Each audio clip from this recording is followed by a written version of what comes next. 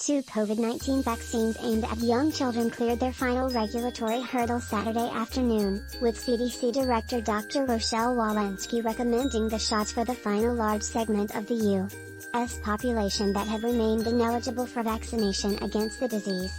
20 million. That's how many children are now eligible for COVID vaccines, according to the CDC. Together, with science leading the charge, we have taken another important step forward in our nation's fight against COVID-19, Walensky said in a statement.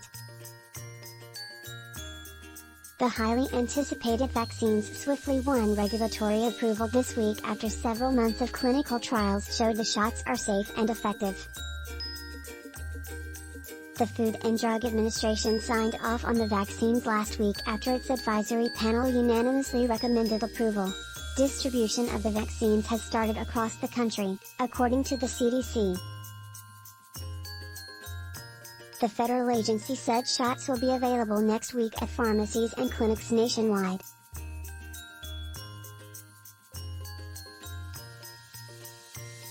Pfizer says its vaccine is 80% effective at preventing symptomatic infections in children under 5, but the company came under criticism for using a small sample size. The conclusion is based on just 3 symptomatic cases in a trial group that received the vaccine and 7 symptomatic cases that have.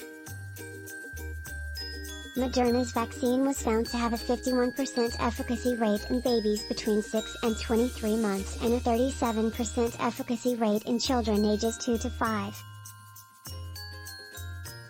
CDC panel recommends COVID vaccines for young children. Forbes, Moderna and Pfizer COVID vaccines for young children endorsed by FDA panel. Forbes, FDA authorizes COVID vaccines for children as young as 6 months. Forbes full coverage and live updates on the coronavirus.